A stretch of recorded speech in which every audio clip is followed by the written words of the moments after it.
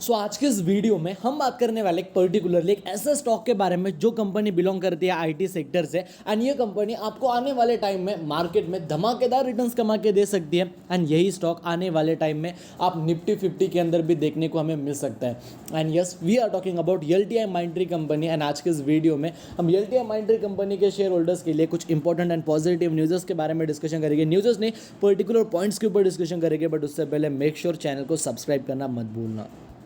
सो फिलहाल अभी अगर आप बात करते हो एलटीआई माइंडट्री कंपनी के बारे में तो 4,808 रुपये हमें इस कंपनी की यहाँ पे करंट मार्केट प्राइस देखने को मिल रही है। एंड अगर आप बात करते हो Larsen and Toubro Infotech Mindtree company के बारे में तो जैसा कि आपको मालूम ही होगा कि लर्सन एंड टुब्रो इंफोटेक एक अलग कंपनी हुआ करती थी, माइंडट्री एक अलग कंपनी हुआ करती थी। दोनों के दोनों कंपनीज बेसिकली आईटी सेक्टर में ही काम करते थे एंड दोनों के दोनों कंपनीज के जो ओनर थे वो एक ही ग्रुप था, वो था लर्सन एंड टुब्रो ग्रुप, ठीक है, जो कि इंफ्रास्ट्रक्चर वगैरह में काम करते हैं। सो बेसिकली दोनों के दोनों कंपनीज को मर्ज करा गया एंड थोड़े दिनों पहले हमें इस कंपनी का मर्जर भी होते हुए देखने को मिला जो कि सक्सेसफुली मार्केट में हो चुका है। बट अगर आप बात करते हो इन कंपनियों के प्रीवियस परफॉर्मेंस के बारे में, लाइक माइंडट्री कंपनी का जो परफॉर्मेंस था इंडियन मार्केट में वो अपने आप में ही काफ़ी तगड़ा था and same goes with Larsen and Toubro Infotech company. But अब ये जो यहाँ पे जो कंपनियों की जो रिटर्न्स है वो यहाँ पे तो काफ़ी नीचे आ चुके हैं। क्यों?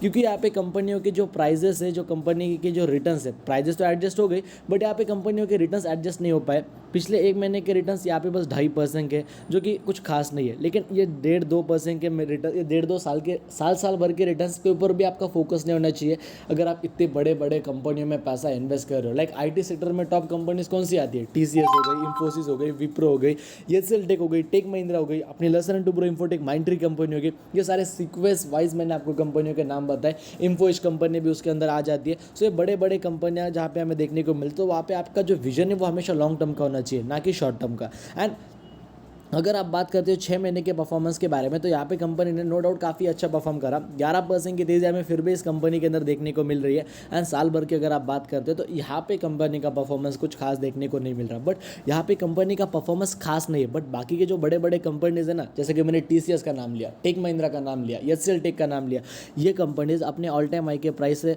25 से लेकर 40% से भी ज़्यादा के यहाँ पे हमें कहीं पर डिस्काउंटेड प्राइस पर देखने को मिल रहा है, जो कि डेफिनेटली भाई काफ़ी बड़ा नुकसान ही है ना इन्वेस्टर का। यहाँ पे कोई ऐसे भी लोग होंगे जिन्होंने उन कंपनियों को ऑल टाइम हाई के लेवल पे खरीदा होगा, बट आज उनके पोर्टफोलियो में उनको नुकसान देखने को मिल रहा है। मैक्सिमम की बात करूँ यहाँ पे रिटर्न्स के तो यहाँ पे 9% है, क्योंकि अभी रिटर्न जो है कंपनी के वो यहाँ पे ढंग से अभी तक एडजस्ट नहीं हो पाए हैं।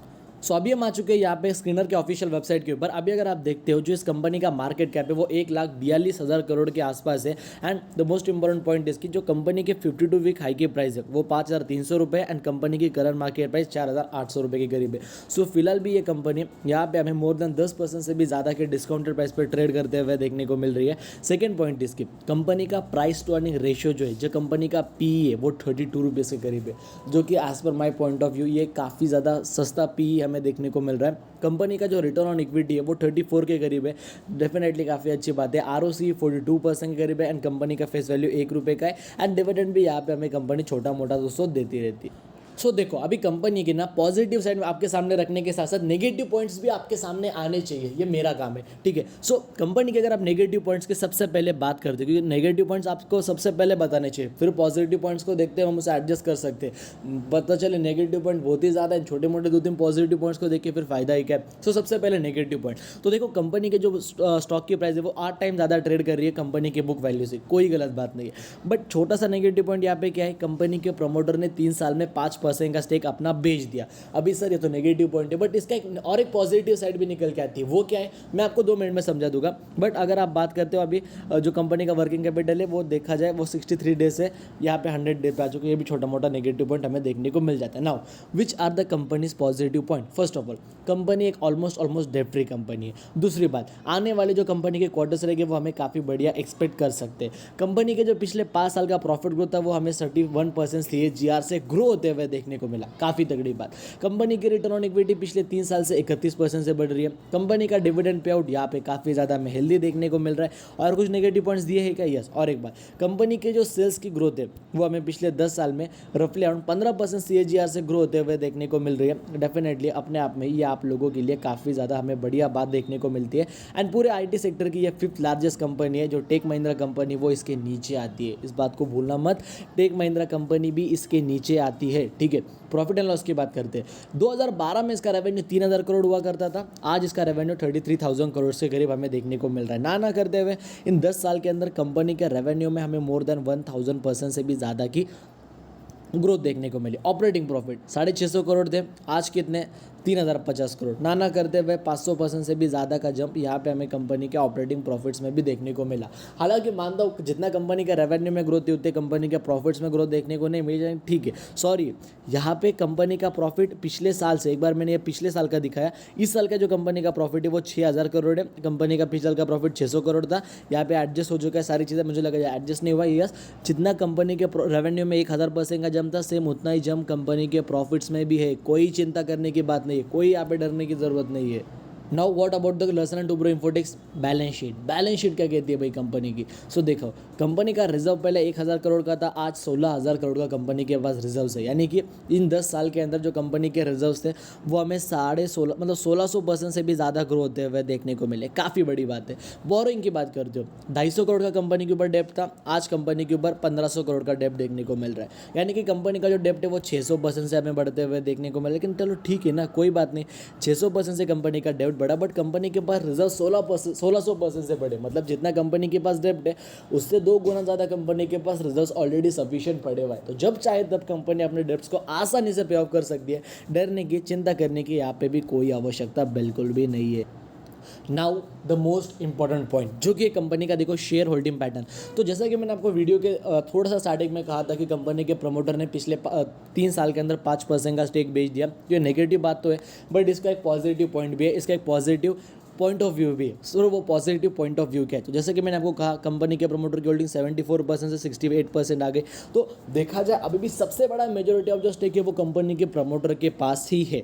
अभी सर ये तो नेगेटिव पॉइंट है ना, फिर भी स्टेक तो कंपनी के प्रमोटर के पास ही था, बट 5% का तो स्टेक बेच दिया ना। तो इसका पॉजिटिव पॉइंट क्या हुआ? तो देखो, डोमेस्टिक इंस्टीट्यूशनल इन्वेस्टर के पास पहले कंपनी के अंदर 7% का स्टेक था, नाउ दे आर होल्डिंग रफली अराउंड 11.61% का स्टेक। तो जहाँ पे उनका स्टेक जो अपना वहाँ पे 5% का उन्होंने बेचा, तो भाई 4% का स्टेक उनमें से तो DIS नहीं खरीद लिया, तो डेफिनेटली काफ़ी बड़ी बात है। डोमेस्टिक इंस्टीट्यूशनल इन्वेस्टर इस कंपनी के अंदर अपने स्टेक को बढ़ा रहे। बाहर के लोग कंपनी में अगर इन्वेस्टमेंट कर रहे हो तो काफ़ी अच्छी बात है।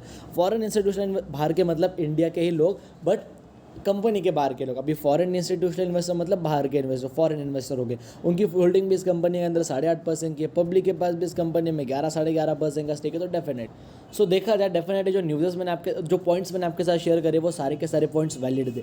देखो बात इतनी सी है कि भाई देखो, कंपनी 5400 रुपये का स्टॉक, 5300 रुपये का स्टॉक आपको 4800 के लेवल पे मिल रहा है। कंपनी पूरे पिछले 1 साल में मार्केट में कुछ यहाँ पे हमें खास परफॉर्म करते हुए देखने को नहीं मिली। एंड ऐसा नहीं कि ये इस कंपनी की दिक्कत थी, पूरा का पूरा जो इनका IT सेक्टर है पूरा सेक्टर डाउन था। दूसरी बात, ये इंडिया की 5th लार्जेस्ट कंपनी है पूरे IT सेक्टर की। 1,30,000 करोड़ से बड़ा इस कंपनी का मार्केट कैप है। 1000% से भी ज़्यादा की ग्रोथ थी कंपनी का रेवेन्यू में। And same goes with companies profit, उसमें भी हमें उतनी ही ग्रोथ देखने को मिली 1000% की पिछले 10 साल के अंदर।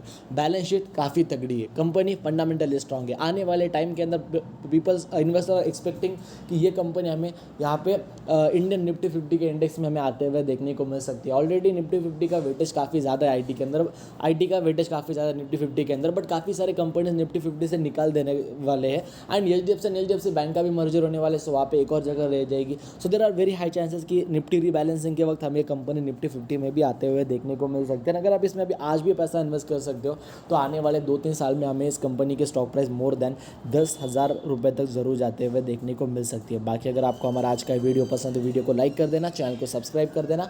आपके वजह से किसी का फायदा हो रहा होगा, वीडियो शेयर करना भूलना मत। जय हिंद, धन्यवाद।